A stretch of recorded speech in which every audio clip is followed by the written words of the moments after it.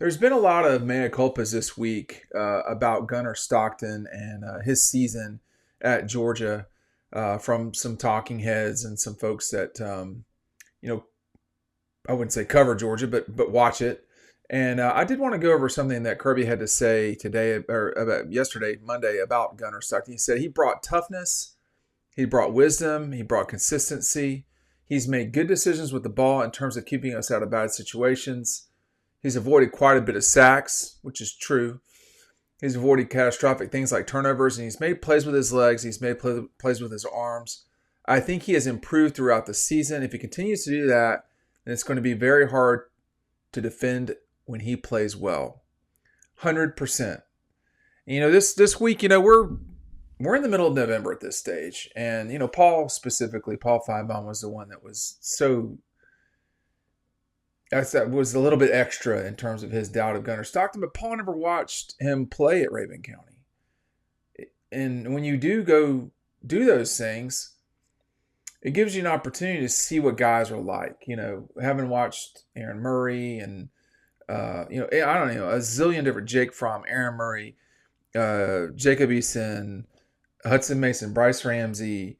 No, I did not watch. I did not have the ability to watch Stetson Bennett play in person, but Brock Vandergriff, and certainly Gunnar Stockton. Saw a lot of Gunnar Stockton, and when you watched him play at Raven, he just made plays constantly. Nothing bothered him. He was so much better than everybody else, which was my concern. Was that can he do this at the next level when he won't be so much better than everybody else? And I don't know that he's so much better than everybody else right now, but he's really good at playing quarterback. And I think back to the 2021 South Carolina-Georgia game when Arch Manning was there, and I remember the way some people were about Jacob Eason and the breathless, sycophant, we got to have this guy way that they were about Jacob specifically. You just don't know with quarterbacks. The number one thing that you can do is go watch them play. And when you watched Jacob play, he looked really good sometimes, like in ways that other guys really just haven't, to be honest with you. But then there were times when it was clear he had a learning curve to deal with. Watched Jake Fromm, was like, man, this guy throws a lot of touchdowns. He knew how to play. Jake Fromm knew how to play. I'm not sure. I'm thinking back to like David Green, Quincy, David Green, Shock, Matthew. Matthew Stafford was raw. Matthew was a raw football player when he got to Georgia. He was overweight, and shout out, he knows what I'm talking about. But Matthew was a raw player, but there was no denying his ability. There's no one has come to Georgia with more physical ability at quarterback than Matthew Stafford. I'm not sure there's a lot of people that have come to Georgia with more physical ability this century. Jalen Carter's really good too, though. So there's been guys, don't get me wrong, Brock Bowers, Jalen Carter, anybody on that 2021-22 offense and defense. I mean, there have been some really good players. Matthew, I'll never forget a couple of things in covering this sport. Watching Matthew throw for the first time was like watching a light get turned on. I mean, it was amazing. Gunnar did not bring that at all. Gunnar does not have what people are in love with, which is an NFL arm, if you want to put that in quotations. But Gunnar has the ability to know how to play. And when you were in college and you played somebody who knew what they were doing, that was hard to deal with. And that, like, someone who knew how to play, maybe they were at the end of their athletic ability, like they were playing, their athletic ability was where they were at. They were not going to a higher level necessarily. But man, you had a long day on, you better pack a lunch. There was a guy, his name was Brett Spate. He played at High Point up in North Carolina. They're a Division I school now. They were D2 with us. But you were going to have a long day with that guy, period. He was going to give you trouble all day long because he knew how to play. Gunnar Stockton is that guy. He's the guy that's like, no, I'm not doing that. That's stupid. Or I'm not gonna press this. I'm gonna go scramble and get like 4 yards right now, or like a 1 yard gain that's avoiding a sack. That's what Kirby's talking about. Is just not doing dumb stuff. First of all, but secondly, he's made a lot of plays at Georgia. Like he's made plays. I mean, the one that jumps out the most is the throw at the Tennessee game that kept them in that game. That fourth down throw to London Humphreys. London Humphreys did a great job staying clear of the sideline. Like he gave himself space. It wasn't like some wild catch like the Indiana catch this past weekend. It was a really good catch, but wasn't, we're like, wow. It was wow because of the moment and just all of that clawing back. Gunnar Stockton heard about it if they lost to Tennessee where he lives all the time. Let me tell you. That's the sort of stuff you saw from Gunnar, was just like making play after play after play. And, in Jacksonville, his feet are really a total difference maker in a way that, Stetson would hurt you. Like he would scare you with his feet. Gunnar doesn't scare you. Gunnar's like, he just ran for another 4 yards. Man, this guy's killing it. He's driving me crazy. That's what it was like with him. When you saw him play at Raven, though, and I'm not going to stop talking about this because I saw him play when he was definitely a sophomore, junior, and senior live. I can't remember if I saw him as a freshman live. But, like, I remember talking to a coach at Georgia when they were recruiting Gunnar Stockton. And I was like, man, he's kind of short, And they're like, oh, you don't like Gunnar?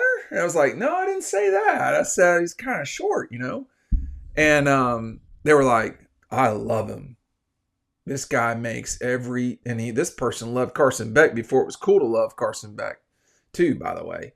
And this person goes, man, he just can anticipate so well. Talking about Gunnar. But over time, all you had to do see was he's not raw. Like he's WYSIWYG, as we used to say in the internet back in the day. What you see is what you get. Like he's like crafty, and all of the terms that you want to use to signify someone's not uber talented. Like who cares? Like he's not without talent. He's really gifted, but he's worked and he knows how to play. That's why I think last year the Sugar Bowl was not a great. It was not a great example of the way Gunnar was going to play. And I think that we got a lot of DJ Shockley 2024 Georgia Tech game in that Gunnar Notre Dame game, which was like people are going to make judgments about this the rest of the year, and it's not indicative necessarily of what Gunnar Stockton is. I think that's the part that people have got to realize is, you're only seeing so much. And when you're seeing the game days, what you're seeing in practice, what you're seeing when they play in high school is totally different. People are going to love Jared Curtis. They're going to fall in love with his physical attributes. Besides Matthew, there's nobody that's been more gifted coming in. Nobody. I don't think he's more gifted than Matthew. But I think you can have that discussion, just to be honest. And maybe Bobo, if you gave him some truth serum, would talk about that. Because I don't think Kirby was real. Man, Kirby may have seen Matthew live and recruiting him, but I don't know that Kirby was around. He was definitely there to recruit Matthew in that time. But like Mike would have seen it up close and personal for a while. Jared Curtis is in that discussion.